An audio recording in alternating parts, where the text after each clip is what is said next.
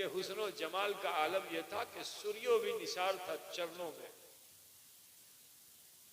करीब पहुंचे तो अल्लाह के रसूल की नजर उन पे जो पड़ी तो आपने अरबी जुबान में उनको नहीं बुलाया, संस्कृत भाषा में बुलाया।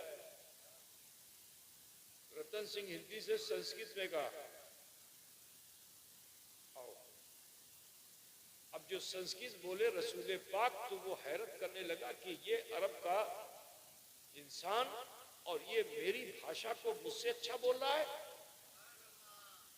हो ना हो यही वो रसूल कायनात हैं, खातिमुल अंबिया हैं कि जिनके ताल्लुक से बताया यह गया कि वो दुनिया की सारी भाषाओं को जानने वाले हैं। तो अब कोई इंतजार नहीं किया, झट से गए, चरणों को थाम लिया और कलमा पढ़ लिया, ला इलाहा इल्लल्लाह मुहम्मदुर रसूलुल्लाह, अशहदु अल्ला इलाहा इल्लल्लाह व अशहदु अन्ना मुहम्मदन अब्दुहु व रसूलुहु। इस्लाम ले आए। अब जो इस्लाम लाए तो चरणों से हुजूर ने उठाया और उनको इज्जत से बिठाया। तो रतन सिंह हिंदी जो थे थैला लेके गए थे, उसमें कुछ तोहफा था। तो यहाँ तो जो लोग जजमान होते हैं पंडित जी के, तो वो जब तक दान दक्षिणा नहीं करते उस वक्त तक उनको सुकून मिलता नहीं। देखा कि नहीं देखा? तो अब उन्होंने निकाला तोहफा। और अरब के समाज में लेन देन का मामला नहीं था, चीन झपट का मामला था। वहां तोहफा लेने देने का मामला नहीं था। वहां तो इसके हाथ में तो छीन लो, उसके हाथ में तो छीन लो, उसकी जमीन गसब कर लो, उसको लूट लो। ये अरब का माहौल था। और मेरे नबी उनको तहजीब दे रहे थे कि देखो तोहफा दो और तोहफा लो। हुजूर अरब वालों को क्या तहजीब दे रहे थे कि तोहफा दो और तोहफा लो, भालोबासा बढ़ जाएगी। भालोबासा बेसी हो गए, विचार करो, तोहफा दो भी तोहफा लो भी, ठीक है ना। कोई तुम्हें तोहफा दे तो ले लो, तुम भी उसे तोहफा दो तो वो ले ले, इसमें भालोबासा होगी, मोहब्बत होगी। ये नबी तालीम दे रहे थे। अब रतन सिंह हिंदी को तो मालूम नहीं कि हुजूर क्या तालीम दे रहे। यहां तो हिंदुस्तान की तहजीब ये है, दान करना, दक्षिणा करना। निकाला उन्होंने तोहफा और हुजूर की बारगाह में पेश कर दिया नजराना।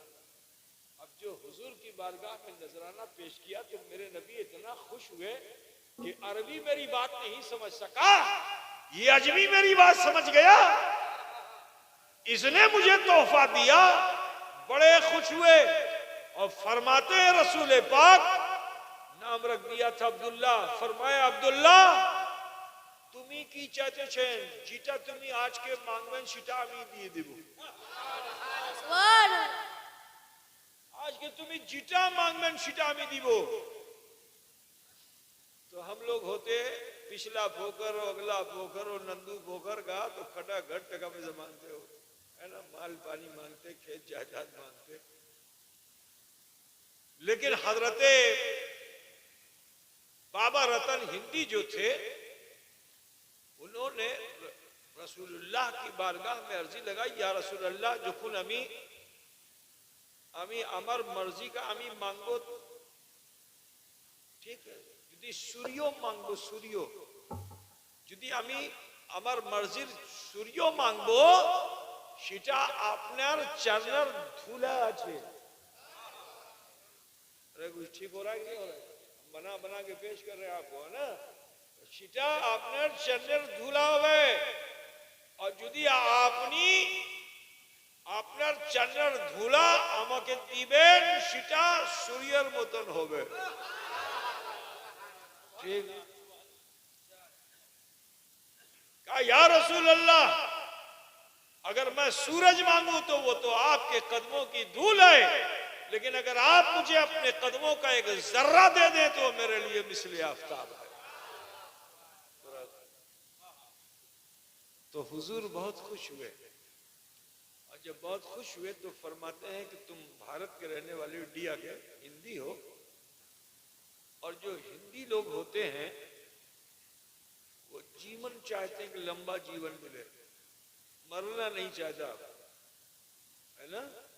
यहाँ का भगवान भी नहीं मरना चाहता, बुझ रहे हो नहीं?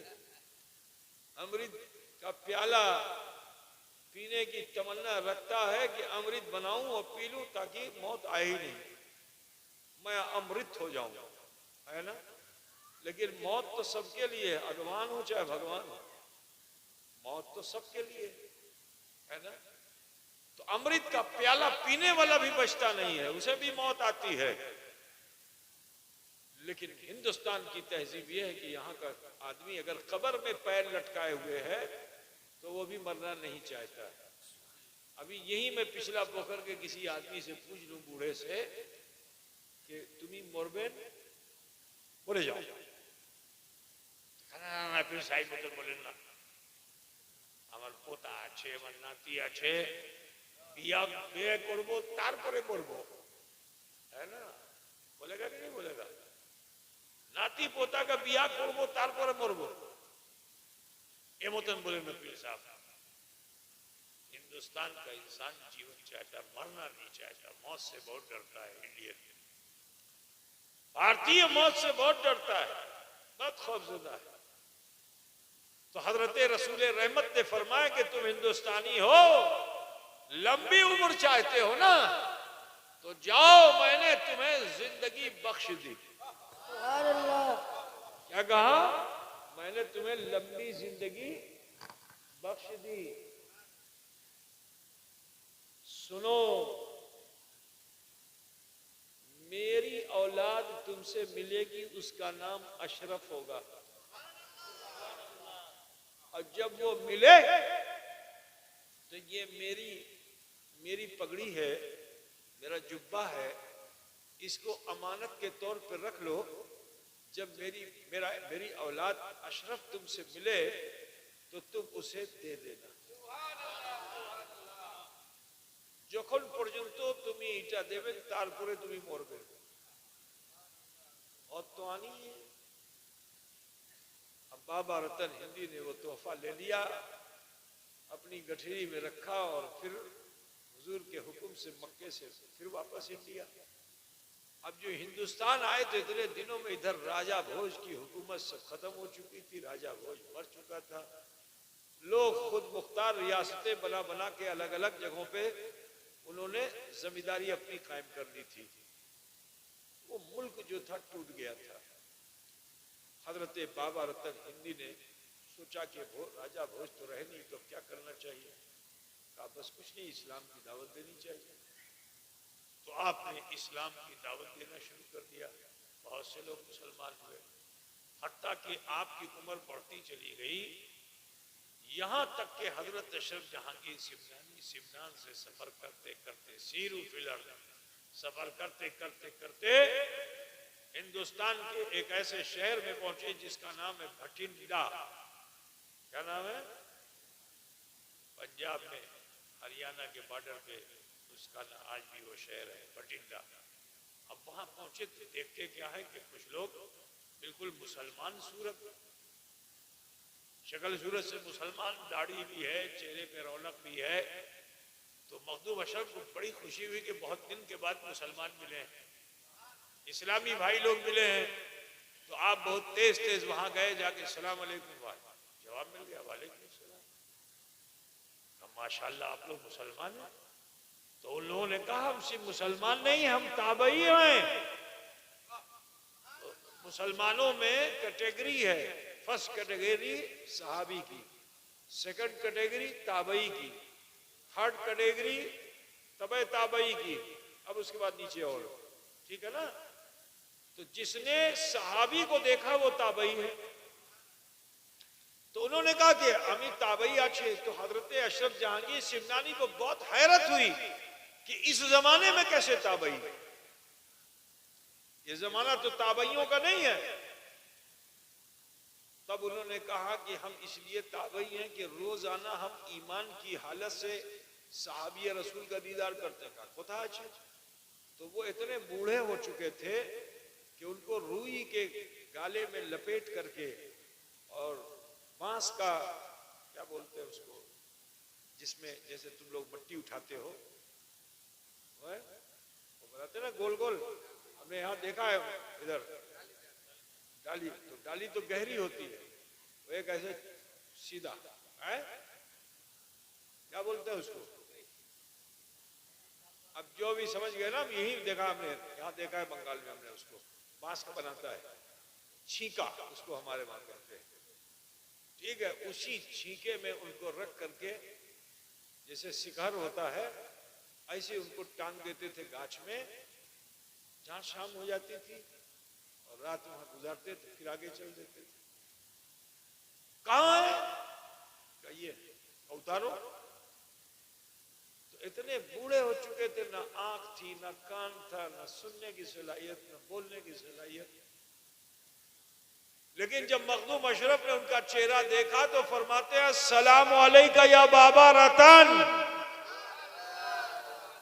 तो हजरते बाबा रतन ने अपनी गर्दन झुकाई और पलकों के पपोटे उठे तो देखते क्या हैं, एक मोहनी सूरत वाला मेरी निगाहों के सामने है, जिसकी सूरत जनाबे मोहम्मदुर रसूलुल्लाह से मिलती है। छीन लिया का वालेकुम सलाम या अशरफ जहांगीर, अरे मैं आप ही का तो इंतजार कर रहा था, इसीलिए तो मुझे मौत नहीं आ रही थी। आपकी अमानत मेरे पास है। वो अमामा दिया, वो जुब्बा दिया और फरमाया कि देखो आपकी छवि, आपके चेहरे पे मुझे रसूलुल्लाह का जलवा नजर आता है, आप रसूल पाक की छवि नजर आते हैं। मेरा मन बेताब है, बस ऐसा कीजिए कि ये जो पगड़ी मैंने दिया है इसे अपने सर पे रख लीजिए, ये जो जुब्बा दिया इसे पहन लीजिए, ताकि मैं मुस्तफा जाने रहमत सल्लल्लाहु अलैहि वसल्लम की जो यादें बसाए बैठा हुआ था उसकी कुछ झलकियां आपके जिस्म अतहर से देख लूं।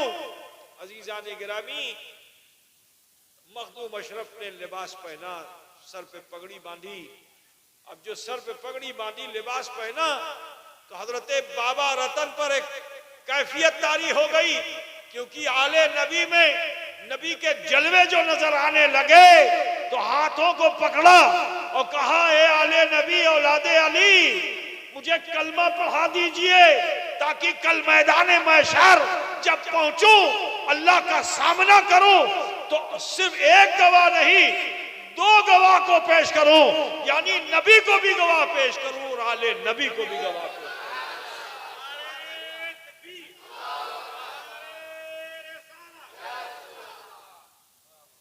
तो सोचो कि वो अशरफ हैं कि जिनका मुकाम ऐसा, उन्हें भी इस्तिग़फ़ार की जरूरत है, उन्हें भी तौबा की जरूरत है। बिरादरानी मिल्लत इस्लामिया, बात को ज्यादा नहीं आगे बढ़ाना है, बस इतना बताना है कि देखो तौबा की अहमियत को समझो और लौटो अपने परवरदिगार की तरफ। ये जिंदगी ज्यादा दिन की नहीं है, लेकिन जो इंसान अल्लाह से डर जाता है, तौबा कर लेता है, अल्लाह से माफी मांग लेता है अपने जीवन में, तो अल्लाह तबारक व तआला उसके जीवन के बहुत से गुनाहों को माफ फरमा देता है। रसूल कायनात सल्लल्लाहु अलैहि वसल्लम इरशाद फरमाते हैं कि अत्ताइबु मिन ज़म्बि कमन ला ज़म्ब लह, गुनाहों से तौबा करने वाला इंसान ऐसा हो जाता है गोया उसने कोई गुनाह किया ही नहीं, इतना पाक और साफ हो जाता है। आओ मैं तुम्हें बताना चाहता हूं, तौबा की अहमियत को समझ लो बस, कि हजरत मूसा अलैहिस्सलाम के जमाने में एक इंसान बड़ा जालिम और जाबिर था, ठीक है, बड़ा जालिम और जाबिर इंसान था। मूसा अलैहिस्सलाम ने उसको दावत दे दी कि भाई देख ये जुल्म और जोर छोड़ और तौबा कर ले। उसने बात नहीं मानी और अपने अमल में लग गया, लेकिन जब रात में पहुंचा तो सोया तो और दंगो हो गया, हाथ पैर सब बेकार हो गया। तब उस समय भयभीत हुआ, डरा कि जुदी अमी मरे जाते तो की होतो, जुदी अमी मरे जाते तो की होतो, আমি কিছু ভালো কাজ করলাম না। तब उस समय मन ने कहा कि इंसान तौबा कर ले। अब वो तौबा के इरादे से जो थोड़ा सा उसने नियत किया तो फिर मन में ख्याल आया कि जो के मत আমি तौबा করব, আল্লাহর কাছে কে মত আমি যাব, কে মত মুখ দেখাবো, আমি কিছু ভালো কাজ করলাম না, আল্লাহ কে মত আমার ক্ষতি বেশি বেশি ক্ষতি মাফ করবে। फिर दिल में एक ख्याल ये पैदा हुआ कि मुझे तौबा का ढंग नहीं मालूम, लेकिन जिस मूसा ने मुझे तौबा की तरफ आवादा किया, डराया, उसे तो मालूम है ना कि अल्लाह कैसे राजी होता है। तो चलो उसी के पास चलते हैं। अजीजान गिरामी, वो इंसान जैसे ही ये सोचता है, अल्लाह ताला ने उसके जिस्म में ताकत दे दी, हरकत करने लगा, बदन उठा और मूसा की तरफ चलने लगा। रास्ते में एक ठोकर लगी, जमीन पे गिरा, मर गया। और जब मर गया तो नेकी बदी के फरिश्ते दोनों उतरे और बदी का फरिश्ता उसकी रूह को लेकर जाने लगा। तो नेकी के फरिश्ते ने रोका, थामो, अभी नहीं जाबो। अब दोनों फरिश्तों में चिरा होने लगी। हम लोग की तरह वो झगड़ा नहीं करते फरिश्ते। अब जो चिरा होने लगी तो अल्लाह ने तीसरे फरिश्ते को भेजा कि फरिश्ते जाओ और जा करके उन दोनों फरिश्तों से कह दो कि इसकी जमीन नापी लेकर ले। अगर मरने वाला मूसा की तरफ करीब है तो नेकी का फरिश्ता ले जाएगा, अगर मरने वाले का घर करीब है तो बदी का फरिश्ता ले जाएगा। अब जो नापी की गई तो अल्लाह ने जमीन को सिमटने का हुक्म दे दिया। अब जमीन जो सिमट गई तो उसका एक पग जो था वो मूसा की तरफ ज्यादा था। हातिफे गैबी ने निदा दी कि ए फरिश्तों, मेरी रहमत ये गवारा नहीं करती कि मेरा कोई बंदा अपना एक कदम नेकी के राह पर डाल दे और मैं उस पर अपना अजाब नाजिल करूं। नहीं, उसके एक कदम के बदले मैंने जीवन भर के गुनाहों को माफ फरमा।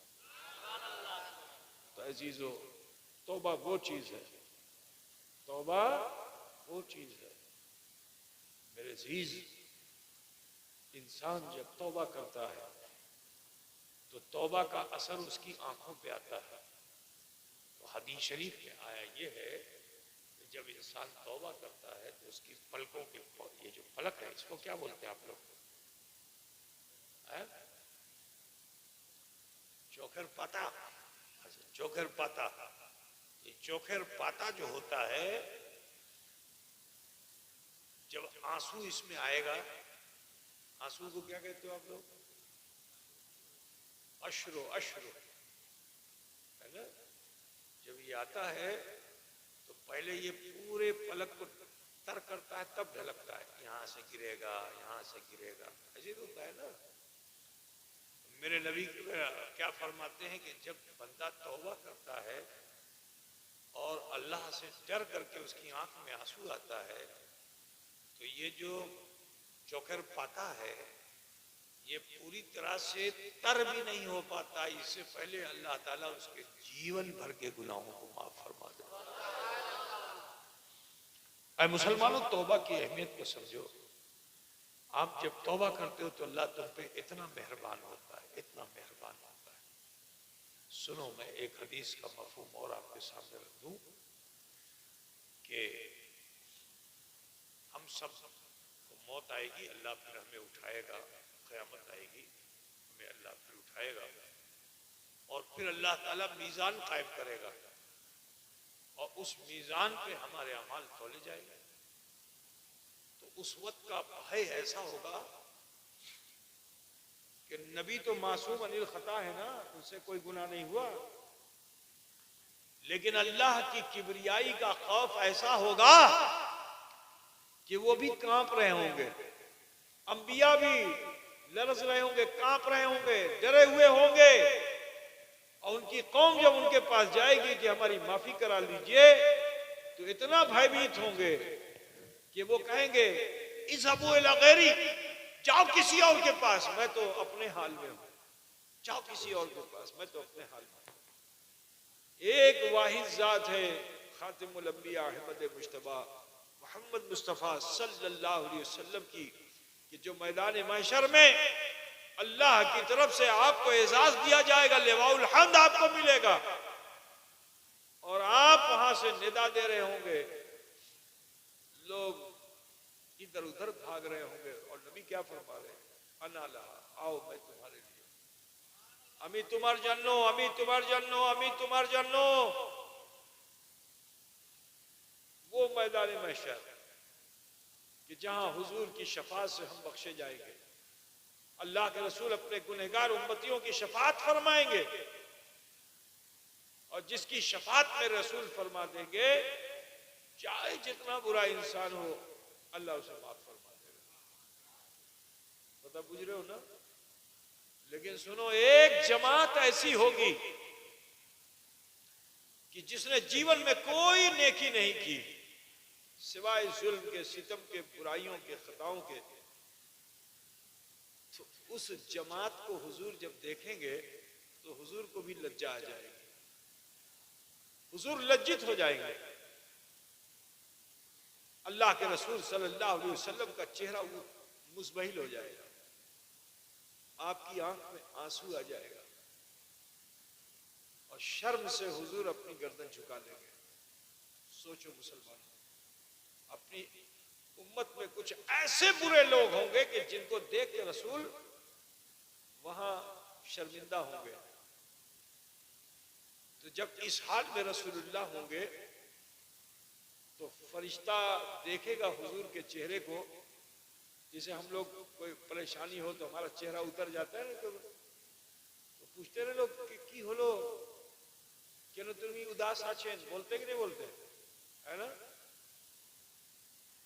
तो फरिश्ता नबी से अर्ज करेगा, या रसूल अल्लाह, आप जितना शादा फरहा आपको आज हमने पाया कभी ना पाया, जितना आपको हमने प्रफुल्लित पाया, खुश पाया, इतना कभी नहीं पाया। ये अचानक क्या हो गया कि आपका चेहरा मुज़महिल हो गया? तो हुजूर लज्जापति हैं और हया आ जाएगी, रसूल पाक को अपनी गर्दन और झुका लेंगे, जवाब कुछ नहीं देंगे, लेकिन आंख से आंसू की धारा बह रही होगी। तो फरिश्ते अर्ज करेंगे, या रसूल अल्लाह, यदि आपने हुक्म दे तो আমি আল্লাহর কাছে যাব, আমি আল্লাহ की बारगाह में আমি अर्जी করব, যদি আপনি आदेश दें त्यार करें। हुजूर सल्लल्लाहु अलैहि वसल्लम किसी का एहसान लेना नहीं चाहते। अल्लाह के रसूल खामोश होंगे, फरिश्ते हुजूर की खामोशी को गोयाई समझकर अल्लाह की बारगाह में हाजिर होंगे। अर्श के पाए को थाम करके अल्लाह को निदा करेंगे कि अल्लाह, अपनी रहमत हमारी तरफ मुल्तफित फरमा दे, ए परवरदिगारा, अपनी रहमत हमारी तरफ मुल्तफित फरमा दे, हम भी तुझसे कुछ मांगने के लिए हाजिर हुए हैं। तो अल्लाह की रहमत उन फरिश्तों की तरफ मुतवज्जे होगी। इरशाद बारी ताला होगा कि ए फरिश्तों, बताओ तुम्हारी क्या हाजत है, तुम्हें की चाहते छे? तो वो फरिश्ते अर्ज करेंगे, अल्लाह, तेरे हुक्म पर हमने कयाम किया, तेरे हुक्म पे हमने रुकू किया, तेरे हुक्म पे हम सजदे में थे।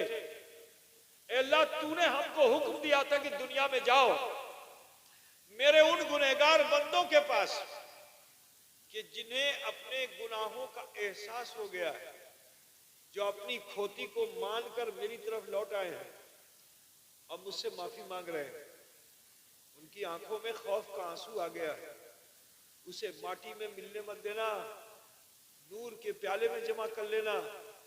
अल्लाह, क़यामत तक हम यही अमल करते रहे। आपके उन बंदों के आंसुओं को हमने नूर के प्याले में जमा कर लिए। अल्लाह, आज हम उसी प्याले को लेकर तेरी बारगाह में हाजिर हैं, इसी को वसीला बनाते हैं। अल्लाह, तूने इन आंसुओं के बदले दुनिया में उन गुनहगार बंदों को माफ कर दिया जो तेरी तरफ लौट करके तुझसे माफी मांग रहे थे। लेकिन अल्लाह, जिसे तू सजा दे रहा है, ये उन्हीं बंदों के अजीज और अकारीब हैं, ये उन्हीं के रिश्तेदार हैं। कोई भाई है तो कोई बंधु है, तो कोई बीवी है, तो कोई बेटा है। अल्लाह ये उन्हीं के रिश्तेदार है जिसको तूने दुनिया में माफ कर दिया है। परवरदिगारा, इन आंसुओं के वसीले इन गुनहगार बंदों को माफ कर दे। तो जानते हो रहमत हक बहाना भी जोयद इरशाद बारी ताला होगा कि फरिश्ते अजाब, मेरी रहमत ये गवारा नहीं करती कि मेरा कोई बंदा दुनिया में मेरी तरफ रुजू करके मुझसे माफी मांगे और मैं उसके गुनाह को दुनिया में बख्श दूं और उसके आंसू मेरी बारगाह में वसीले के तौर पर पेश किए जाएं और मैं उसे ठुकरा दूं। नहीं नहीं, इन आंसुओं के बदले मैंने इन तमाम गुनहगार बंदों को माफ फरमा। खुदा बुझते ना, तो मुसलमानों तौबा करो, तौबा की अहमियत को समझो, डरो अपने रब से। उम्र खेलों में बहुत गुजार दिया, अब तो एहसास कर लो मुसलमानों, अब तो लौट आओ। आज देख रहे हो कि पूरी दुनिया के अंदर मुसलमान जलील ख्वार हो रहा है, इसलिए क्योंकि हमने अपना जीवन, अपने जीवन की शैली को नहीं बदला। हमने ईसाई को देखा तो उसका रंग, यहूदी को देखा तो उसका रंग, हिंदू को देखा तो उसका रंग, जैनी को देखा तो उसका रंग। बाजार में जो नजर आ जाए हम उसका रंग अपना लेते हैं। अब मिसाल के तौर पर आजकल मैंने देखा है बंगाल में, जिसके लिए बिल्कुल शरीयत में मना है, नौजवान बच्चे बड़े बड़े बाल रखते हैं, ये हिस्सा पूरा कटवा देते हैं, है ना, पूरा गोल, मालूम होता है कटोरा रख के काट दिया गया है ना। ये बिल्कुल नाजायज है, लेकिन ये आम तो बिल्कुल नाजायज है, मना है, हदीस शरीफ में उसको मना है, पता बुझ रहे हो ना। लेकिन कोई मानता है? नहीं मानता।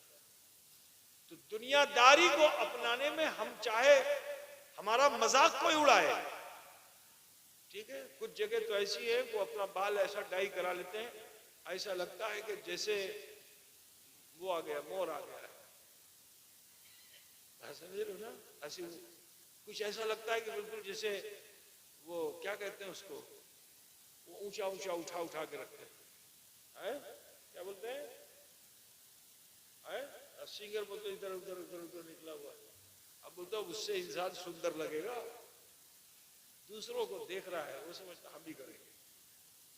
शैतान सूरत बनाने वाले, अल्लाह ने तुम्हारी छवि कितनी अच्छी बनाई, तुम्हारी सूरत कितनी अच्छी बनाई, और तुम अपनी सूरत को बिगाड़ लो। ऐ मुसलमानों लौटो, ये जीवन ज्यादा दिन का नहीं है। ये मत सोचो कि मैं जवान हूं बूढ़ा भी हो जाऊंगा। जो सांस अंदर चली गई उसको बाहर आने की उम्मीद मत रखो। अल्लाह की तरफ लौटो, रुजू कर लो, तौबा कर लो, माफी मांग लो और शरीयत के मुताबिक जीना पसंद कर लो। खौफ खुदा रखो।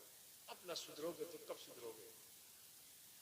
खास जमीन चली गई, जायदाद चली गई, ठीक है, इल्म चला गया, अमल चला गया, ये सब तुम्हारे बाप दादाओं के पास था।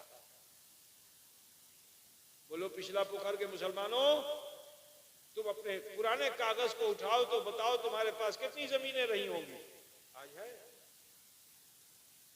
मकानात थे, जमीन थी, खेती बाड़ी थी, इज्जत थी, बेकार था, सब था। आज कुछ है? आज तुमने मकान तो जरूर पुख्ता बना लिया, तुम्हारे बाप दादा छोटे छोटे मकानात पे रहते थे, लेकिन इज्जतदार थे, है ना। उनको मियाँ साहब लोग कहते थे, समझ रहे ना, चौधरी साहब उनको लोग कहते थे, जाने कौन कौन साहब लोग साहब कह के पुकारते थे। तुमको कोई साहब करके पुकारता है? बोलो, तुम्हारे बाप दादाओं को तो इज्जत मिली थी। आज अफसोस है कि हमारे पास कुछ नहीं है, फिर भी हम नहीं सुधर रहे हैं। ऐ मुसलमानों लौट आओ, खौफ खुदा पैदा करो, डरो अपने रब से। मस्जिद बना रहे हो, मस्जिद की छत लगा रहे हो, तो इस मस्जिद को आबाद भी करना। अल्लाह से डरो और पंजगाना नमाजें बाजमात मस्जिद में अदा करने लगो। बहन बेटियों को चाहिए कि वो अपने घरों में छुप कर मुसल्ले बिछाएं, नमाजें पढ़ें, ताकि तुम्हारा वो बच्चा कि जो हाथ पैर से चलता है उसको क्या बोलते हैं? खम्मा गुड़ी, क्या खम्मा गुड़ी? और जो हम्मागुड़ी समझ गए ना, वो तुम्हें ढूंढता हुआ उस मुसल्ले के पास आए जहां तुम खड़ी हो नमाज के लिए। तो माँ से बच्चा बहुत मोहब्बत करता है। माँ को खड़ा देखेगा तो माँ का आंचल पकड़ करके पहली बार जब वो खड़ा होगा तो दुनिया में नहीं खड़ा होगा, इसी दुनिया में रहकर खुदा की बारगाह में खड़ा होगा। तो माँ अगर मुसल्ले पे खड़ी हो और पहली मर्तबा बच्चा आए माँ का आंचल पकड़ के खड़ा हो तो बोलो वो माँ की नकल कर रहा है कि नहीं कर रहा है? माँ खुदा के हुजूर हाजिर है। वो नन्हा सा बच्चा जिसने अपने कदम को संभाला वो भी खुदा के हुजूर हाजिर है। तुम झुक गई तो वो भी झुक गया, तुम सजदे में चली गई तो वो भी सजदे में चला गया। अगर ऐसा कल्चर हमारे घर में हो जाए तो बोलो फिर ये बच्चा जब जवान होगा तो उसका बाल होगा ऐसा? बोलो उसकी शक्ल सूरत होगी जैसी आज है जवानों की? नहीं होगी। फिर उसके चेहरे पे अल्लाह का नूर आ जाएगा। उसके चेहरे पे जब अल्लाह का नूर आ जाएगा तो मेरे अजीज, आज जो लोग तुम्हारे ऊपर मुसलसल तुम्हें जलील करने के लिए आमादा हैं, तुम्हारी हस्ती को मिटाने के लिए आमादा हैं, वो नूर वाले बच्चे जब सामने आएंगे ना तो वो कुफ्फार और मुशरिकीन भयभीत होंगे। हो सकता है कि पढ़ ले कलमे ला इलाहा इल्लल्लाह। मैं बम की फैक्ट्री बनाने की दावत नहीं देता। रसूलुल्लाह ने जो हमें दम दिया है, इस दम को अगर बना लोगे तो तुम्हारा दम भी अच्छा हो जाएगा, तुम्हारा खम भी अच्छा हो जाएगा। अपने दम खम को दुरुस्त कर लो, शरीयत के मुताबिक आ जाओ, अल्लाह का खौफ पैदा कर दो। तो लिहाजा आप सबसे कहना है कि आओ तौबा फिर से कर लो और सच्चे मन से तौबा कर लो। जो तरीका मैं बताता हूं उसको जीवन भर करते रहो, अल्लाह कामयाब कर देगा। तो नमाज़र मोहतरम बशो जैसे नमाज में बैठते हो सवाए और थोड़ी देर के लिए अपने हाथ को पुरुष नाभि पे रखें जैसे नमाज में रखते हैं, और माएं बहनें बेटियां सीने पे रखें जैसे नमाज में रखती हैं। आज हमने अपना एहसास करना भुला दिया है, हम अपने बारे में सोचते ही नहीं। आज किसी से पूछो कि ईद आ रही, कपड़ा बनवा रहे, कहाँ जा रहे हो? कह रहे छेले पेले के लिए कपड़ा बनवाने जा रहे हैं। ठीक है, कहा भाई तुम भी तो बना। अरे हमारा क्या है, जो पहन लेंगे हो जाएगा। ऐसा मिजाज है ना। तो हम अपने बच्चों का ख्याल, बीवी का ख्याल, समाज का ख्याल करते, अपना ख्याल नहीं करते। ये सबसे बड़ी कमी है हमारी। सबसे पहले अपना ख्याल करना चाहिए। तुम अपना ख्याल नहीं करोगे, अपने बच्चों को। सिलसिले अशरफिया वो सिलसिला है कि जो हजरत मखदूम सुल्तान सैयद अशरफ जहांगीर सिमनानी रहमतुल्लाह ताला अलैह के नाम से मंसूब है। और मखदूम अशरफ जहांगीर सिमनानी जो थे ये ईरान के बादशाह थे। इन्होंने अल्लाह की मारिफत को हासिल करने के लिए दुनिया को ठोकर मार दिया, सल्तनत को ठुकरा दिया। और आज तो तुम्हें मुरीद होने के लिए कहीं जाना नहीं पड़ रहा है, पीर मुरीद सब आमने सामने हैं। जरा सोचो कि मखदूम अशरफ जहांगीर सिमनानी को मुरीद होने के लिए कितना कष्टों बर्दाश्त करना पड़ा है ना। सल्तनत ठुकरा दी, माँ प्यारी माँ को छोड़ दिया सिर्फ पीर को धरने के लिए। ठीक, दुनिया की सैर की, चप्पे चप्पे में घूमे, एक ने हो गए पीर, ओखने हो गए पीर, ओखने हो गए पीर। हजरत खिदर अलैहिस्सलाम आपकी रहबरी करते रहे, यहां तक कि आपके बंगाल में तशरीफ लाए मखदूम अशरफ। तो बंगाल में पंडवा शरीफ के अंदर हजरत मखदूम अलाउल हक पडवी रहमतुल्लाह ताला अलैह का डंका ऐसा बज रहा था कि सिर्फ वो मालदा में उसकी आवाज नहीं थी, पूरी दुनिया में उसकी आवाज थी। मखदूम मखदूम अशरफ मुरीद होने के बाद ऐसे पीर भक्तों हुए कि 12 बच्चर आपने अपने पीर के साथ रहना पसंद किया। फिर पीर साहब ने हुक्म दिया कि अब जाओ दावत और तबलीग करो, दीन का काम करो। तो मखदूम अशरफ मिशन, मखदूम अशरफ जहांगीर सिमनानी फिर पंडवा से निकले और पूरी दुनिया का आपने भ्रमण किया। कोई आपसे मुरीद होने के लिए आता था तो आप उसका पहले टेस्ट लेते थे। अभी तो आप बहुत सुविधा आसानी है, खटाखट मुरीद हो जा रहे हो, हाथ पे हाथ रखा मुरीद हो गए। हजरत मखदूम अशरफ जहांगीर सिमनानी से जो कोई तमन्ना करता था कि अमी हुजूर अभी मुरीद हो, वो मुरीद होते चाची, तो हजरत फरमाते थे पहले सोहबत अख्तियार करो, पहले मुझको चीनो, मैं तुमको चीनूं। तो ये चीन करने का ढंग जब आ जाएगा तो अल्लाह को भी चीनना आसान हो जाएगा। तो मखदूम अशरफ जहांगीर सिमनानी अपने चाहने वालों को जो मुरीद होना चाहते थे उनको साथ साथ लेके चलते थे, उनसे रियाजत कराते थे, तकवा कराते, परहेजगार कराते। बड़े बड़े मौलाना, अल्लामा, बड़े बड़े सरमायादार लोग सिर्फ मारिफत इलाही हासिल करने के लिए मखदूम अशरफ जहांगीर सिमनानी की कक्षा में आके बैठने लगते, उनके साथ साथ चलते। आप एक जगह बैठते नहीं थे, चक्कर लगाते रहते थे, तो साथ साथ चलते थे। अब सोचो कोई यमन का होता, कोई अदन का होता, कोई ईरान का होता, कोई तुरान का होता, और सब पीछे पीछे चलते थे मखदूम अशरफ के। जब देख लेते थे कि इसका दिल अब साफ हो गया है, जब देख लेते थे कि मुजाहिदे से इसका मन साफ हो गया है, तब उसको मुरीद करते थे। किसी को 5 साल, किसी को 6 साल, किसी को 8 साल, किसी को 10 साल, किसी को 12 साल, ऐसा जीवन व्यतीत करते थे लोग, तब जाके मुरीद हो पाते थे। आज तो मुरीद जो है बिल्कुल मुड़ी की तरह हो गया है ना, मुड़ी मुड़ी, बंगाल की मुड़ी, यही मतन मुरीद हो गया। ये हवा हल्की सी चले तो छर से इधर हो जाए, छर से उधर हो जाए। मुड़ी मुड़ी पे अगर हवा चलेगी तो क्या होगा?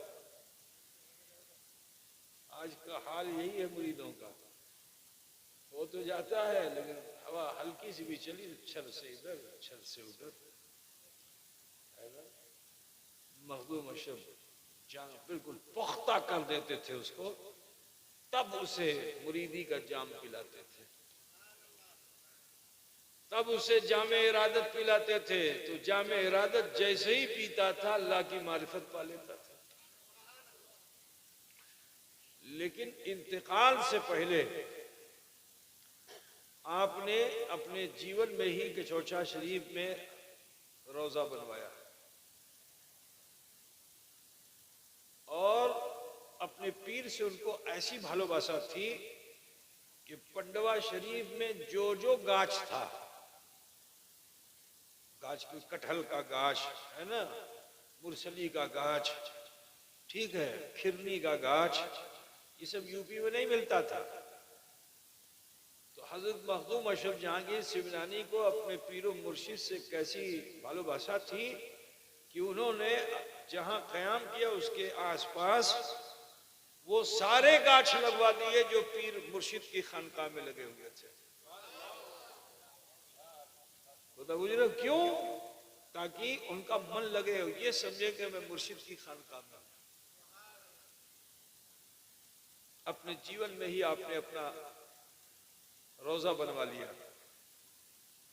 अपनी कब्र अपने जीवन में खुदवा लिया, आपका मजार टीले के ऊपर किनारे किनारे तालाब खुदवा लिया, ताकि पीर साहब अलाउल हक पंडवी के दरबार में तालाब है ना, तो उसकी झलक यहां भी दिखाई दे। तो नीर शरीफ बनवा दिया। अब जब कब्र बन गई तो आपने फिर जीवन में ही जीवित रह करके कब्र मध्य गेलेन ओखने चिल्ला करलेन। चिल्ला बुझतेছেন कि नहीं? आजकल वो वाला चिल्ला नहीं, ये मालूम हुआ साहब लेके लोटा थाली घूम रहा है इधर से उधर, है ना, वाला नहीं। और खबर में आपने जाकर के चिल्ला किया और फिर 2 किताब भी लिखी, एक अपने घर वालों के लिए, एक मुरीदों के लिए। ठीक है, जब किताब लिख रहे थे, लिख चुके, तो कब्र ही में निदा आई कि ए अशरफ, अल्लाह की तरफ से निदा आई कि ए अशरफ, मैंने तुम्हारे मुरीदों की तकदीर पर माफी का कलम चला दिया।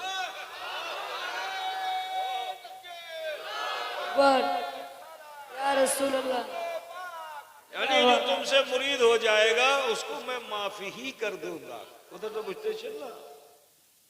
कब्र से बाहर निकले 10 मुहर्रम को, और फिर वो जो एहतियात थी कि कोई 5 साल रोकते, 10 साल रोकते, 20 साल रोकते, तब मुरीद करते, वो एहतियात शेष, वो एहतियात शेष ऐलान कर दिया कि अब जिसको भी सिलसिले अशरफिया का फैज लेना है तो फकीर अब चंद दिन दुनिया में है, अब जो चाहे वो मुझसे मुरीद हो जाए।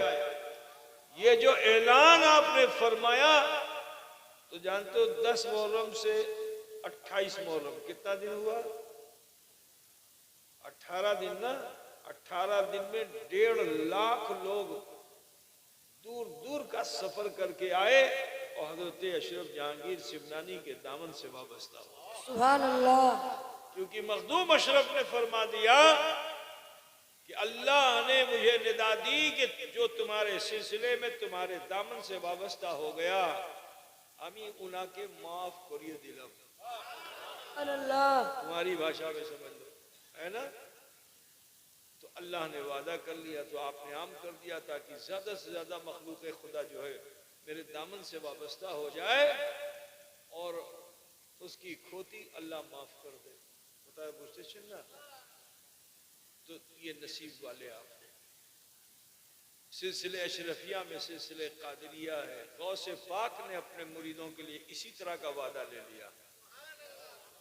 सिलसिले चिश्ती, सिलसिले अशरफिया में सिलसिले नक्शबंदिया है। हजरत बहाउद्दीन नक्शबंद ने भी इसी तरह का वादा ले लिया।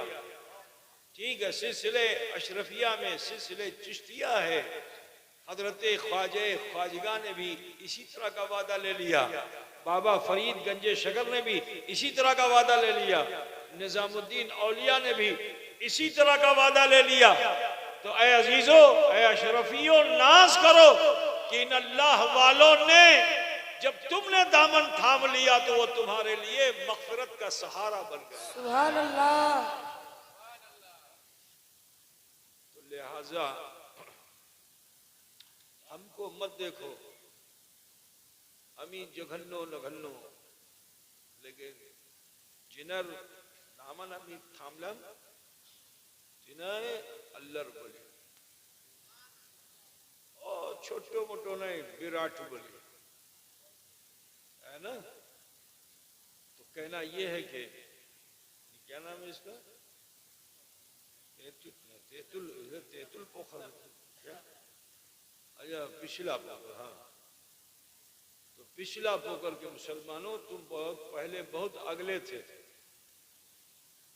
तुम्हारे बाप दादा, हमारे बाप दादा तो कंधे पे उठा के लाए, ठीक है, खाट पे बैठाल के लाए, यहाँ पालकी पे बैठाल के लाए, बैलगाड़ी पे बैठाल के लाए तुम्हारे बाप दादा। आज मैं भी आ गया हूं आपके बीच। तो लिहाजा मेरा दिल भी यही चाहता है कि जब आपके बाप दादा इस सिलसिले से वाबस्ता थे तो आप भी अब देर मत कीजिए। मैं बहुत हल्का हूं, बिल्कुल समझ लो तूलार मुतन, ठीक है, रूई समझते हो ना, बामी तूलार मुतन आशीष। लेकिन धागा बन के उस रस्सी से लग गया हूं जो अल्लाह की रस्सी है। तो लिहाजा आप सबसे कहना है कि आप भी उसी से लग जाइए। इंशाअल्लाह दुनिया भी अच्छी होगी, आखिरत भी बेहतर होगी। मगर खाली फॉर्मेलिटी के लिए मुरीद मत होना। जब मुरीद हो जाओ तो फिर अब तबीयत को छोड़ो और शरीयत को अख्तियार करो, ठीक है ना। तो लिहाजा जैसे मैं पढ़ूँ आप सब भी पढ़िएगा, बहन बेटियां भी वैसे पढ़ेंगी। बायां हाथ नीचे रखो, दाहिना हाथ ऊपर रखो और जे मुतन अमी पढ़ी शेटे मुतन सवाए पढ़िए लो। इंशाअल्लाह ताला आप सब अशरफी हो जाएंगे। आप मखदूम अशरफ का फैज़ आप सब पे जारी हो जाएगा, गौस ख्वाजा का फैज़ आप सब पे जारी हो जाएगा। पढ़ें बिस्मिल्लाहिर्रहमानिर्रहीम। ला इलाहा इल्लल्लाह मुहम्मदुर रसूलुल्लाह। अल्लाह ही माबूद है, मुहम्मदुर रसूलुल्लाह सल्लल्लाहु अलैहि वसल्लम अल्लाह के सच्चे रसूल हैं। अस्तगफिरुल्लाह रब्बी मिन कुल्लि ज़म्बिन व अतूबु इलैह।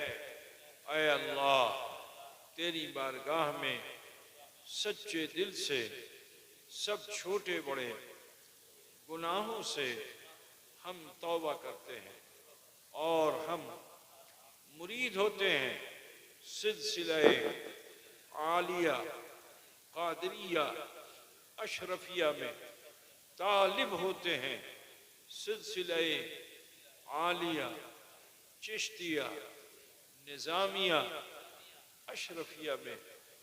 ऊपर हाथ तेरे बंदे सैयद जलालुद्दीन अशरफ अशरफी जिलानी के, जिनका सिलसिला दर्जा बदर्जा सिलसिला बसिलसिला होता हुआ हुजूर गौसुल आलम महबूब यज़दानी मीर सैयद अशरफ जहांगीर सिमनानी रहमतुल्लाह अलैह तक पहुँचता है।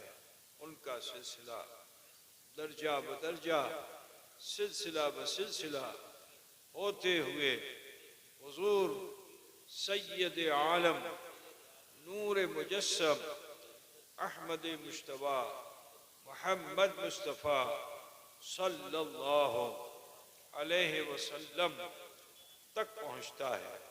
या अल्लाह हमारी तौबा को इन्हीं नेक बंदों के वसीले से कबूल फरमा और हमारा हश्र इन्हीं के साथ फरमाना। आमीन आमीन आमीन। देखिए अल्लाह का बड़ा फजल उसका एहसान है कि हमने कलमा शरीफ पढ़ा, इस्तिग़फ़ार किया। बिल्कुल इस वक्त आप ऐसे हो चुके हो जैसे माँ के पेट से पैदा होने वाला बच्चा उसको मुरीद हो गए उस सिलसिले अशरफिया में। अब बुराई की तरफ मत रहना, नमाज से गाफिल मत होना, शरीयत के पाबंद रहना, झूठ मत बोलना और हलाल रोजी हासिल करना, ठीक है ना। सच बोलना और हलाल रोजी हासिल करना, ये छोटी सी दावत आपको दी गई पीर साहब की तरफ से। अगर इसको आप अपने मन में जगह देकर जीवन व्यतीत करेंगे तो इंशाअल्लाह ताला फिर शैतान आपको पथभ्रष्ट नहीं कर पाएगा और इंशाअल्लाह दुनिया भी आपकी अच्छी होगी, आखिरत भी बेहतर होगी। কিছু শুনবেন কি বন্ধ করে দিই? কি বাবা শুনবেন? কত মানুষ শুনবেন না? হাত তুলে বলো না। देख रहे हैं, जब बंगला नहीं समझते हो तो तुम हिंदी क्या समझोगे?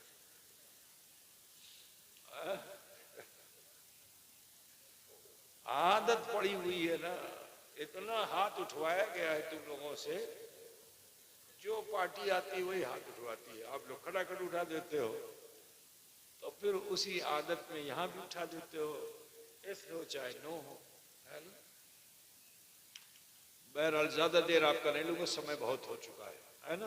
एक दो वाकया बयान करके और वक्तव्य शेष कर देंगे, ठीक है। कि बेशी सुनबें अल्पों की बेशी पेट भरा हुआ है तो बेशी खावे तो की हो गए। तो मौलाना ने इतना खिला पिला दिया कि बिल्कुल सब टाइट हो चुके हो, अब यदि और खावे तो की हो गए। बोलो बोलो। इसलिए ग़िज़ा उतनी ही ली जाए कि जो आपके जिस्म को तवाना कर सके। रूह की भी ग़िज़ा इतनी ही ली जाए जिससे आपकी रूह तवाना हो सके। ठीक, तो ज़्यादा देर की बात नहीं है, बस अल्लाह करे कि हमें आप सबको हिदायत की परवरदिगार तौफीक अता फरमाए। नहमदुहु व नसल्ली अला रसूलिहिल करीम, अम्मा बाद, फ़ऊज़ु बिल्लाहि मिनश शैतानिर रजीम, बिस्मिल्लाहिर रहमानिर रहीम। या अय्युहल्लज़ीना आमनू तूबू इलल्लाहि तौबतन नसूहा। सदक़ल्लाहु मौलाना अज़ीम व बल्लगना रसूलुहुन नबियुल उम्मीयुल करीम व नहनु अला ज़ालिका लमिनश शाहिदीन वश्शाकिरीन वल्हम्दुलिल्लाहि रब्बिल आलमीन। बारगाह रिसालत में आप सल्लल्लाहु अलैहि वसल्लम में झूम कर हदिये दुरूद पाक पेश फरमा ले। अल्लाहुम्मा सल्ले अला मौलाना मुहम्मद व अला आले सय्यदना मौलाना मुहम्मद हबीबना शफीअना सय्यदना मौलाना मुहम्मद वाला व अला आले सय्यदना मौलाना मुहम्मद। हज़रात गिरामी, ये तौबा एक ऐसा अमल है कि इसको हर बशर के लिए लाजमी है। नबी तो गुनाह से मासूम होते हैं, लेकिन कुरान में जा बजा आपको नबियों के जरिए से अल्लाह की बारगाह में तौबा करने का जिक्र आपको मिलेगा, है ना। कि कोई नबी आए वो कहे कि रब्बना ज़लमना अनफुसना, अल्लाह हमने अपने नफ्स पर जुल्म किया, व इल्लम तग़फिर लना व तरहमना, लेकिन तू तो वो है कि जो हमारी मग़फ़िरत फरमाने वाला है, हमारी खोती को माफ करने वाला है। व तरहमना, और तू हम पे रहम फरमाने वाला है ना। लनकुनन्ना मिनल खासिरीन, हम घाटे वाले नहीं हैं। इंसान देखो, इंसानों में वो कि जो नबी वो अल्लाह की बारगाह में आजिज़ी और इनकिसारी पेश कर रहे हैं जिनसे गुनाह हो ही नहीं सकता। तो पूछते सुन, नबी दुआ मांगते हैं क्या? रब्बना आतिना फिद दुनिया हसनतन व फिल आखिरति हसनतन व क़िना अज़ाबन नार। जहन्नम में नबी जा ही नहीं सकता, लेकिन अल्लाह से क्या दुआ करते हैं कि रब्बना आतिना फिद दुनिया हसनत, अल्लाह तो हमें अच्छी दुनिया, हसन दुनिया अता फरमा, ठीक है, और हसन आखिरत अता फरमा, जहन्नम की आग से बचा। कौन बोल रहा है? नबी बोल रहे हैं जिनसे गुनाह हो ही नहीं सकता है। क्यों? क्योंकि अल्लाह ताला तुम्हारी मस्जिद बनाने के तस्करे को नहीं सुनना चाहता दुनिया में। ये दुनिया में तुमने क्या भालो काज किया उसकी गिनती मत करो कि अमी मदरसा बनालाम, अमी मस्जिद बनालाम, अमी खानका बनालाम, अमी कुआं खोदलाम, अमी दान करलाम, अमी यतीमेर सहारा बनलाम। इटा करो, करते ही होगे, लेकिन इसका जिक्र दुनिया में करोगे तो सारी नेकी बेकार हो जाएगी। ठीक है, नेकी कर दरिया में डाल, बुजुर्गों ने क्या कहा? नेकी कर दरिया में डाल, नेकी का चर्चा मत करो। यहां तुम्हारी क्या खोती है उसका चर्चा करो। अल्लाह की बारगाह में की तुम्हें भूल कर लो, की तुम्हें खोती कर लो, ठीक है। उसका चर्चा करो। ये अभी जिस सिलसिले में तुम दाखिल हुए, हजरत मखदूम सुल्तान सैयद अशरफ जहांगीर सिमनानी, इनको क्या पड़ी थी कि ये जमाने की खाक छाने। इनके बाप दादा ने इनकी इतनी बड़ी प्रॉपर्टी बना दी थी, सल्तनत थी, हुकूमत थी, सब कुछ था, लेकिन सिर्फ अल्लाह को राजी करने के लिए, अल्लाह को मनाने के लिए सब कुछ छोड़ दिया। अल्लाह का भय लेकर के अपना शहर छोड़ दिया, अपनी आबादी छोड़ दी। और कुरान पाक में आया कि सीरू फिल अर्द, जमीन की सैर करो। हजरत अशरफ जहांगीर सिमनानी ने चप्पे चप्पे पर जा जा के खुदा को मनाने की कोशिश की, कभी गर्म इलाके में तो कभी ठंडे इलाके में, कभी बरसात के इलाके में, कभी मरुभूमि में, कभी समंदर में अल्लाह को मनाने की कोशिश की। सीरू फिल अर्द, जमीन की सैर की। तो जानते हो अल्लाह का कुरान में यह भी फरमान है कि जब बंदे जमीन की सैर करते हैं और वो बंदे, दूसरी जगह पे आयते करीमा यह है कि अल्लाह की रहमत को तलाश करते हैं, तो देर नहीं लगती है, अल्लाह उसे रहमतों की बारिश से नहला देता है। समझ रहे हो? वो मखदूम अशरफ जरा सोचो कि जिनके पैदा होने से 700 साल पहले जनाबे मोहम्मदुर रसूलुल्लाह सल्लल्लाहु अलैहि वसल्लम ने बशारत दे दी थी।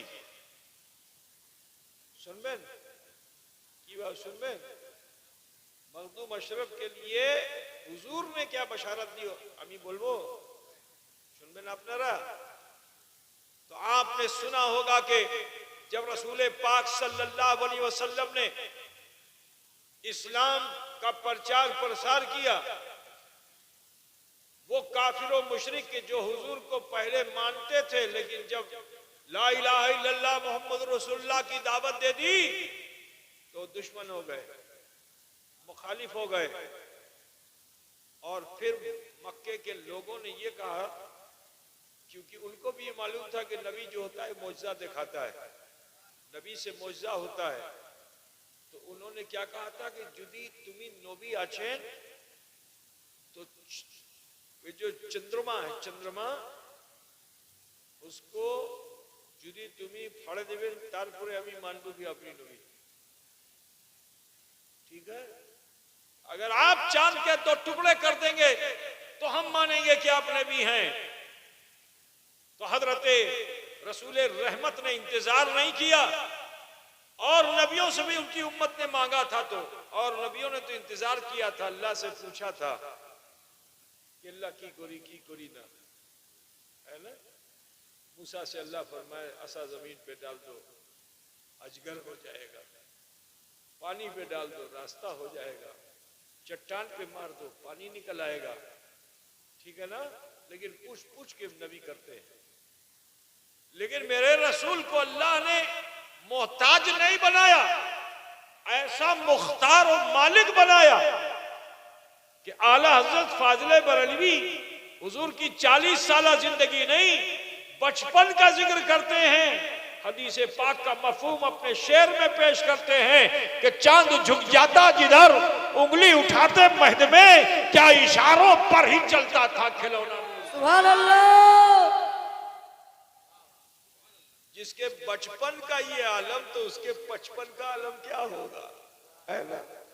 बचपन में उंगली ये मुतन करें तो चांद मुतन, उंगली ये मुतन करें तो चांद मुतन, कभी ये दिख वो दिख, नबी के इशारे पे चंद्रो, और नबी झूले में छुट्टो। क्या बोलते हैं बच्चे लोगों को झूला में डालते हैं, क्या बोलते हैं तुम्हारे वहां?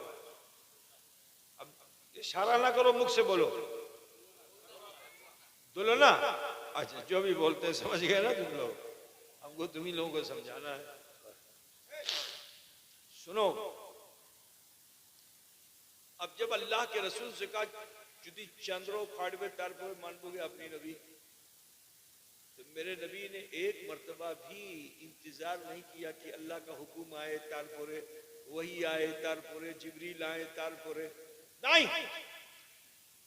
मेरे रसूल ने बस उंगली का इशारा किया तो हदीस पाक में आया, ये हदीस पाक ही में नहीं कुरान पाक में भी आया ये है कि इक़्तरबति साअतु वंशक़्क़ल क़मर, वो घड़ी आ गई जब मुस्तफा ने इशारा किया तो चांद दो टुकड़े। सुभान अल्लाह, सुभान अल्लाह, अल्लाहु अकबर, या रसूल अल्लाह जिंदाबाद। तो ये चांद सिर्फ मक्के के वासियों ने नहीं देखा था। हिंदुस्तान में एक राजा रहता था, राजा, मध्य प्रदेश का नाम सुना है आप लोगों ने? अभी जहां रोना गाना लगा हुआ है, सुना है ना? है ना? अभी तो सुना होगा, बहुत ज्यादा सुना होगा अभी। तो एमपी में, मध्य प्रदेश में रतलाम एक इलाका है, एक जिला है, उसका नाम है रतलाम। उज्जैन, इंदौर, ये सब नाम सुना है आप? है? नाम सुना है ना? इसी के आसपास के जिले से हुआ है। फिर इधर आपके क्या कहते हैं, धार है, जिला धार है, ठीक है, खरगोन है, बड़वानी है, ये सब जिले हैं सब। तो वहां का राजा था, उसका नाम था राजा भोज। की नाम छिलो? राजा भोज। अब राजा भोज ने रात्रि बेला देखा कि ये 14वीं का चांद, 14वीं के चांद को आप क्या, पूर्णिमा, पूर्णिमा चांद, है ना? पूर्णिमा चांद क्यों भेंगे गलो, भेंगे गलो। अब उसको बहुत चिंता हुई, जल्दी से दूसरे अपने वहां एक इमरजेंसी बेल लगा रखी थी कि जब वो रस्सी खींच ली जाती थी तो पूरे जितने जिम्मेदार होते, जहां उनके घर पे, उनके ऑफिस में, हर जगह वो बेल बजने लगती थी। अब वो घंटा हर तरफ बजने लगा तो लोग भाग भाग के रात में राजा के पास आए। जब सब जमा हो गए तो उसने दिखाया, पंडित जी भी आ गए, ठीक है, और वजीर भी आ गए, अमीर भी आ गए, सब जब जमा हो गए, तुम्हें किचु देखते এটা কি, এটা আমার আঁখের চোখের ধোঁকা, कि যেটা আমি দেখছি সেটা সত্য। बांग्ला ठीक हो रही है हमारी कि नहीं भाई? तो सबने कहा चंद्रो फटे गलो, चंद्रो फटे गलो, भेंगे गलो, केनो एवतन हुलो। तब उसी राजा ने पंडित जी लोगों को बुलाया। पंडित जी देखो, ये किताब में लिखा हुआ है कि नबी आखिर ज़मां आएंगे जिनकी माँ का नाम आमिना होगा, जिनके बाप का नाम अब्दुल्ला होगा, और जिनका अजीम शान मौजज़ा ये होगा कि उनके इशारे से चांद दो टुकड़े हो। सुभान अल्लाह। और वो अरब की सरजमीन पे मरुभूमि में पैदा होगा। पंडित जी लोगों बताओ अब क्या किया जाए? चांद तो भेगे गेलो, इसका मतलब है कि आमिना का लाल आ चुका है। अब पंडित जी लोगों को तो चिंता होने लगी कि अगर उधर चले गए तो हमारा भोग जाएगा, हमारी बरही जाएगी, तो हमारी तरही जाएगी, सब चली जाएगी। राजा से जो इनाम और इकराम मिल रहा है सब शेष हो जाएगा। और राजा ने ऑर्डर कर दिया कि सब के सब लोग अरब चलो, और चल करके उनके दामन से हम लोग वाबस्ता हो जाते हैं। तो पंडित जी लोगों को, आचार्य लोगों को बहुत चिंता हो गई कि কি হবে যদি ওখানে চলে যাব, কি হবে, আমার টাকা পয়সা সম্পূর্ণ কিছু আমি পাবো না। তো उन्होंने लगाया कहा राजा यदि सबाई जावे तो छोटो बच्चा भी होवे, मैं भी होवे, छेले भी बूढ़ा होगा, बच्चा होगा, जवान होगा, यदि सबे जावे तो एखने नाई मक्का दूर आछे मरे जावे, मरे जावे, बूढ़ा मरेगा, बच्चा मरेगा। तो ऐसा कीजिए, पहले तहकीक कर लीजिए, जिटा हम लोगों ने देखा वो सही के सही नहीं, किसी को भेज दिया जाए। तो राजा ने अपने वजीर को, उनका नाम था रतन सिंह, उनको जो है भेजा, और वो ताजिर भी थे, वो कपड़े की तिजारत भी करते थे, अरब आना जाना उनका रहता था, रास्ता भी से भी वाकिफ थे रतन सिंह। उन्हीं को डिप्यूट कर दिया कि आप जाओ। अब रतन सिंह जो है चलते चलते चलते चलते मक्का आए। तो ये हुजूर का वो आखिरी जमाना था कि जिसमें रसूल पाक हज करने के लिए आए थे मक्के में। अब जो मक्के में हज करने के लिए हुजूर तशरीफ लाए थे, रतन सिंह हिंदी जो वहां पहुंचे तो देखते क्या है कि कुछ लोग काबे का तवाफ कर रहे हैं। तो उनके लिए तो कोई नतून बात छिलो ना, क्योंकि यहाँ परिक्रमा के आदि 1 कोस की परिक्रमा, 2 कोस की परिक्रमा, 14 कोस की परिक्रमा है ना। परिक्रमा समझ रहे हो ना तुम लोग, चक्कर लगाते हैं सब। तो यहाँ तो आमतौर से कोई इलाहाबाद में जाके लगाता है, तो कोई फैजाबाद में जाके लगाता है, कोई कहीं लगाता है परिक्रमा के आती। कोई मंदिर ही के चारों तरफ लगाता है, कोई पेड़ ही के चारों तरफ लगाता है। तो वो उनको कोई खास बात नहीं लगी। लेकिन एक तरफ जो नजर पड़ी तो देखा क्या कि ऊंट पे कोई हसीन पैकर बैठा हुआ है, जिसकी सुंदरता ऐसी है कि सूरज भी उनके कदमों से रोशनी की भीख मांग रहा है। सुभान अल्लाह। तो ख्याल करोगे बेकार है, पहले अपना ख्याल करो, ठीक है ना। हवाई जहाज में जाओगे तो वहां पे जो एयर होस्टेस समझाती हैं कि अगर कभी हवाई जहाज जो है पानी पे उसको उतरना पड़े, इमरजेंसी आ जाए, तो अपने बच्चे को पहले मत पहनाओ, पहले वो लाइफ जैकेट खुद पहन लो। मालूम क्या हुआ कि बचाव पहले अपना जरूरी है। अपना बचाव किया नहीं, अब बच्चे को बचा रहे हैं, क्या होगा? ना बच्चा बचेगा ना तुम बचोगे। कुरान पाक में भी आया कू अनफुसकुम अहलीकुम नारा, कि अपने आप को भी बचाओ, अपने अहलो अयाल को भी बचाओ जहन्नम की आग से। अल्लाह ताला ने नहीं फरमाया कि अपने अहलो अयाल को ही जहन्नम की आग से, कहा कू अनफुसकुम अहलीकुम नारा, कि अपने आप को भी बचाओ, अपने अहलो अयाल को भी बचाओ जहन्नम की आग से। ठीक है, ये इमरजेंसी पीरियड है, बिल्कुल क़यामत बहुत करीब आ गई है, बिल्कुल इमरजेंसी पीरियड है। अब दुनिया के दूसरे समाजी तमाम ख्यालात को निकाल के पहले अपनी तरफ ध्यान दो। अपने को, अपना बचाव बहुत जरूरी है। जब तुम बचोगे तो 2 को बचा ही सकते हो, लेकिन जब तुम भी नहीं बचोगे तो हो सकता है कि 2-4 को लेके डूबो। हम तो डूबेंगे सनम, तुमको भी ले डूबेंगे। ये उर्दू भाषा में बोला जाता है कि हम तो डूबेंगे सनम, तुमको भी ले डूबेंगे। डूबने वाला अगर पकड़ ले बचाने वाले को, तो बचाने वाला नहीं बच सकता, मर जाएगा। बचाने वाला अगर डूबने वाले को पकड़ेगा, चुटकी में बचा लेगा। तो पूछते हैं तुम लोग तो तालाब वाले हो ना, कोई आदमी जाए डूब रहा हो, उसको बचाने के लिए जाओ और वो तुमको ऐसे छान ले, तो अगर उसने तुम्हारी कमर हाथ को पकड़ लिया तो तुम बच पाओगे? है? और उसके बाद इतनी ताकत आ जाएगी छोड़ा भी नहीं पाओगे उसको, वो भी जाएगा तुम भी जाओगे। लेकिन अगर तुम तरकीब वाले हो, बचाने वाले, तो क्या करोगे? उसका बाल पकड़ लोगे, उसका कपड़ा पकड़ लोगे पीछे से और खींचते हुए हल्के से लेकर किनारे चले जाओगे।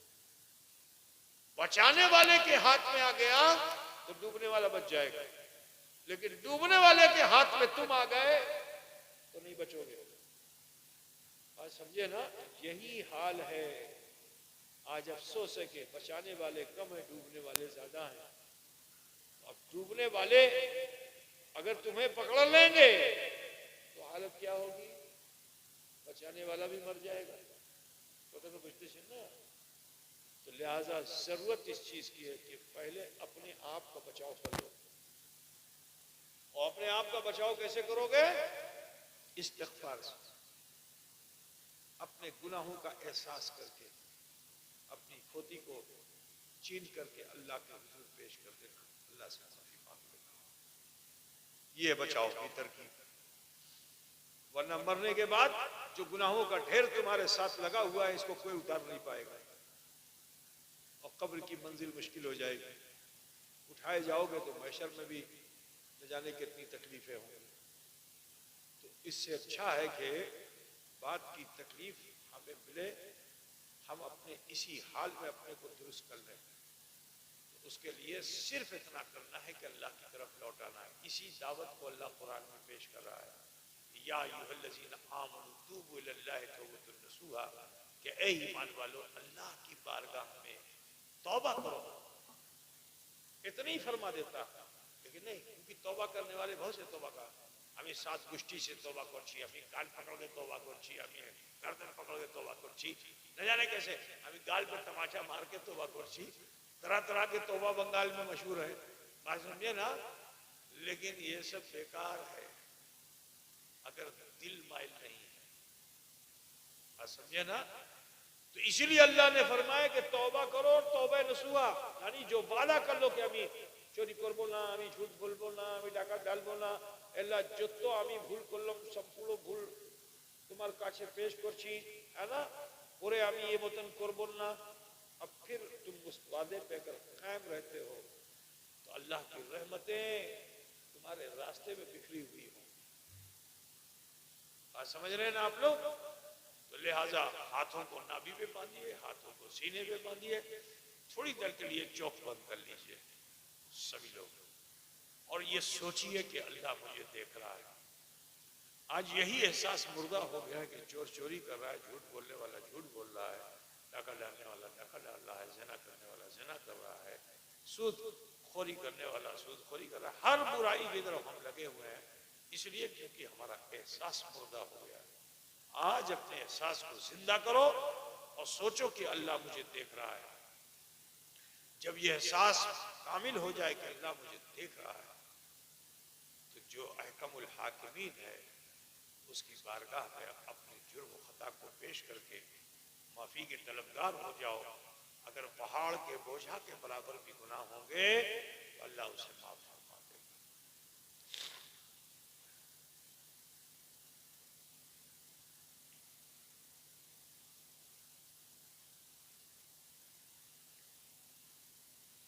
पढ़िए बिस्मिल्लाहिर्रहमानिर्रहीम, ला इलाहा इल्लल्लाह मुहम्मद रसूलुल्लाह, अल्लाह ही माबूद है, मुहम्मद रसूलुल्लाह सल्लल्लाहु अलैहि वसल्लम अल्लाह के सच्चे रसूल हैं। अस्तगफिरुल्लाह रब्बी मिन कुल्ले ज़म्बि व अतूबु इलैह। ऐ अल्लाह, तेरी बारगाह में सच्चे दिल से सब छोटे बड़े गुनाहों से हम तौबा करते हैं और हम वसीला चाहते हैं तेरे महबूब सैयद आलम नूर मुजस्सम अहमद मुश्तबा मोहम्मद मुस्तफ़ा सल्लल्लाहु अलैहि वसल्लम का। ये अल्प समय में अल्लाह ताला ने हम सबसे फजल फरमाए कि हमने कलमा शरीफ पढ़ा और इस्तिग़फ़ार किया। इस अमल को करने में आपको कोई असुविधा हुई, लेकिन थोड़ी देर में अल्लाह ताला ने आपके बहुत से गुनाह माफ कर दिए। तो मैं आप सबको ये कहना चाहूँगा कि इस काम को रोज कीजिए, 2 मिनट अपने लिए दीजिए। आप सोचा छेला पड़ा जन्म जीवन व्यतीत हुआ, ठीक है हमार की एक तो बुरा होलम, ठीक है नहीं, अपने बारे में सोचिए। रोजाना गौर कीजिए कि आज के আমি কি ভুল করলাম, কি ক্ষতি করলাম।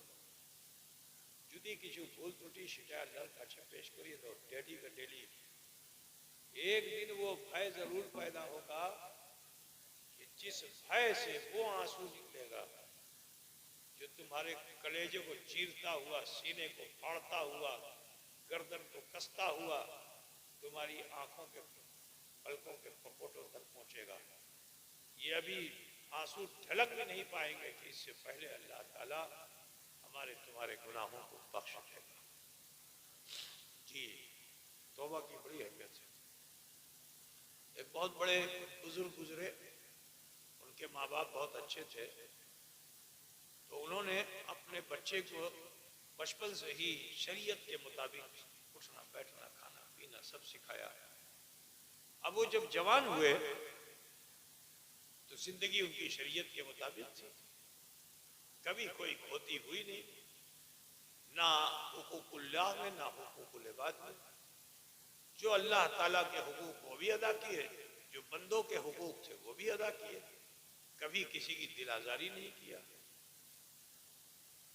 तो जब वो झांकते अपने जीवन में कि आमी की भूल कोल्लम ना, तो उनको कोई खोती नजर नहीं आती थी। तो अब कोई खता नहीं नजर तो क्या पेश करें? अल्लाह का वादा है कि तौबा करो, तो वो तो अल्लाह ताला ने उनको महफूज रखा था गुनाह खता से, ठीक है। तो उनके अंदर वो खौफ नहीं पैदा होता था। है आदमी अगर गलती करे तो तभी तो डरेगा, अब गलती नहीं हुई तो कैसे डरेगा, है ना। तो वही बशर से यही सोच रहे थे, अरे किसी भूल कोल्लम ना, वो भय हमारे अंदर पैदा नहीं होता। तो एक दिन गर्मी के जमाने में नीम के गाछ के नीचे बैठे हुए थे, बहुत सोच में कि कैसे मैं वो तौबा करूं कि जो तौबा नसूहा हो, अल्लाह कबूल करे। मेरे पास तो कोई ऐसा गुनाह खता है नहीं, मैं तो बिल्कुल साफ हूं, जीवन में कोई खोती मैंने नहीं की। इसी फिक्र में बैठे थे कि अचानक एक सीका तिनका नीम के गाछ में होता है ना, उसमें पत्ती लगी होती है, सूख जाता है, गिरता है वो, है ना, जिसे आप लोग खिलाल भी करते हैं, क्या बोलते हैं, तो ना दांत खोदते हो जिससे, खिलोल है ना, नीम का खिलोल, दांतुन में चला गया, एक बारीक से पूछ दांतुन में घुस गया, बड़ा मुश्किल, बंगाली समझाना बहुत।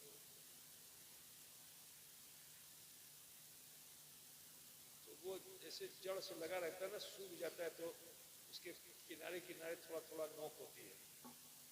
तो आदमी जब फिक्र में होता है तो उसको ऐसे ऐसे करके घुमाता है, ये जो गड़ता है तो उसको अच्छा लगता है फिक्रमंद इंसान को।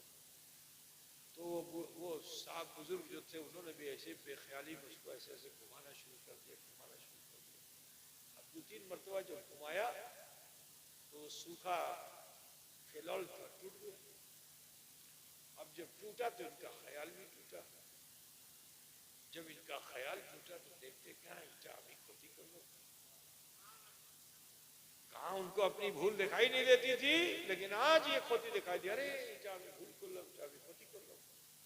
ईटा अन्य जिनिस छिलो, जरा सोचो, वो सूखा तिनका का ईटा अन्य जिनिस छिलो, আমি उठाइलम ईटा खोती, ठीक है, बगैर परमिशन के अभी उसको क्या बोलते हैं, घुमाइलम ईटा खोती, भांगलम ईटा खोती, बुझ रहे हो ना। अब उसी में खोती खोती नजर आती चली जा रही है। एक चीख मारी और बेहोश हो गए,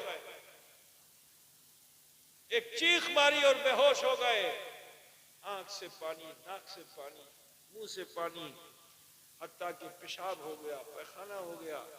एक हफ्ते तक होश में नहीं आए, लेकिन एक हफ्ते के बाद अल्लाह ने हजरत खिद्र को भेजा कि जाओ मेरा वो बंदा कि जिसने सिद्क दिल से तौबा की है, तौबा नसूहा की है, उसे जाके बेदार करो और मुबारकबाद दो कि अल्लाह ताला ने उसे अब्दालियत का मुकाम अता कर दिया। तो तौबा वो अमल है कि जिसको करने से अल्लाह ताला विलायत का मर्तबा अता फरमा देता है। तो लिहाजा आप सबसे कहना है कि इस आदत को बाकी रखिए। 24 घंटे में से कम 2 मिनट 5 मिनट अपने लिए रखिए। पूरा 24 आवर अपने रिश्तेदार, नातेदार, समाज के लिए सब रखिए, मगर 2-5 मिनट आप अपने लिए रखिए, जिसमें आप और आपका रब हो। ना बीवी, न माँ, न भाई, न बंधु, न बेटा, न बेटी, न समाज, सिर्फ आप और आपका रब। क्या ऐसा ख्याल कहीं बना सकते हैं आप? बोलिए, आप ऐसी सोच कहीं पैदा कर सकते हैं कि वहां सिर्फ आप और आपका रब हो, आपका खुदा। खुदा हो और कोई ना हो। बोलो, बन सकती कि नहीं बन सकता? 2 मिनट, ये 2 मिनट तुम्हारे बिस्तर पे भी हो सकता है, ये 2 मिनट बैठे बैठे भी हो सकता है, लेटे लेटे भी हो सकता है। ठीक है, ये 2 मिनट मालूम हुआ टोटो पे बैठ के भी हो सकता है, ये 2 मिनट खलियान और खेत में भी हो सकता है, ये 2 मिनट माँ बहन बेटियां रन करें उसमें भी हो सकता है। ठीक है ना? ये 2 मिनट अगर आप अपने लिए देना पसंद कर लो और सिर्फ इतना सोचो कि आज के अभी किचु भूल कुल्लम ना, 24 आवर में अभी किचु भूल कुल्लम ना, तुम ही खुद हिसाब करो अपना। बोलो, जब आप ध्यान दोगे तो सुबह से शाम याद आएगा कि नहीं याद आएगा? और जब याद आएगा तो फिर भूल चूक भी याद आएगी। तो अगर भूल चूक याद आए तो अल्लाह की बारगाह में माफी मांग लो, किसी असुविधा हो गए। এটা डेली डेली यदि আপনারা করবেন না जीवन में इनकलाब आएगा। ठीक है, एक दिन इंशाल्लाह मरने से पहले वो तौबा आपको जरूर हासिल हो जाएगी जिसे तौबे नसूहा कहते हैं। ठीक है ना? तो लिहाजा आप सबसे कहते हैं, कहना है कि इस वादे पर यहाँ से रुखसत हो कि कम से कम 24 घंटे में से 2 मिनट हम अपने लिए जरूर देंगे जिसमें हम अल्लाह की बारगाह में माफी मांगेंगे। कितने लोग हैं कि जो मेरी ये बात पसंद करते हैं और उस पर अमल करने का वादा करते हैं? हाथ उठा के बता सकते हैं? माशाल्लाह, तो 100% माँ बहन बेटियां भी देख लें, इन्होंने हाथ उठाया है, तुम लोग भी इन्हीं के साथ रहना। ठीक है, देखती रहना कि इन्होंने अपना वादा निभाया कि नहीं निभाया, है ना? और आपसे भी कहना है कि अपनी माँ बहन बेटियों को भी देखती रहो कि ये महफिल में आगे जो वादा करके गई है उस पर अमल कर रही है, है ना? जब हम एक दूसरे की इस्लाह करते रहेंगे कामयाब हो जाएंगे इंशाअल्लाह ताला। मेरा यकीन ये कहता है कि अगर आप इस वादे पर कायम रहोगे तो इनकलाब आ जाएगा, हर बुरा अच्छा हो जाएगा, हर बुरा इंसान अच्छा हो जाएगा। अगर ये 2 मिनट रोज अपने लिए देने लगा तो अब वो शराबी नहीं होगा, नमाजी हो जाएगा। अब वो बेअमल नहीं होगा, बाअमल हो जाएगा। अब वो चाहे जितना बद किरदार हो, साहिबे किरदार हो जाएगा। दुआ करता हूँ अल्लाह ताला हमें हमारी जिंदगी में इनकलाब लाने की तौफीक अता फरमाए, हमें शरीयत के मुताबिक जीने की तौफीक अता फरमाए, हमें दुनियादार न बनाए, जनाबे मोहम्मद रसूलुल्लाह सल्लल्लाहु अलैहि वसल्लम का सच्चा वफादार बनाए। इन्हीं कलमात के साथ मैं अपनी गुफ्तगू को खत्म करना चाहूँगा। आप सबसे कहना है कि जो मस्जिद आप बना रहे हैं, जिसमें आपने दिल खोल कर दान किया, आइंदा भी करेंगे इंशाअल्लाह ताला। इसे बनाकर खाली मत छोड़िएगा, इसे आबाद रखिएगा। उम्मीद यह है कि इंशाअल्लाह ताला अगर आप ऐसा अमल करने लगेंगे तो एक गांव का अमल पूरे हिंदुस्तान के लिए भारी हो जाएगा। सिर्फ एक गांव 100% सही हो जाए, पूरा इंडिया समझ लो हमारा है। बात समझे ना? भारत के अंदर अगर चाहते हो कि इनकलाब आए और इनकलाब पूरी दुनिया में फैले तो ऐ पिछला पोखर के मुसलमानों, अपनी पिछली जिंदगी में झांक कर देखो, केखने अभी क्षति করলাম, সেটা ক্ষতি, সেটা ভুল ত্রুটি আল্লাহর কাছে পেশ করে দাও, তারপরে শরীয়তের মোতান জীবন ব্যতীত করেন। ইনশাআল্লাহ একটা গাঁও যদি সুধর যাবে, সম্পূর্ণ দেশ সুধর যাবে ইনশাআল্লাহ। ওয়া আখির দাওয়ানা আলহামদুলিল্লাহি রাব্বিল আলামিন।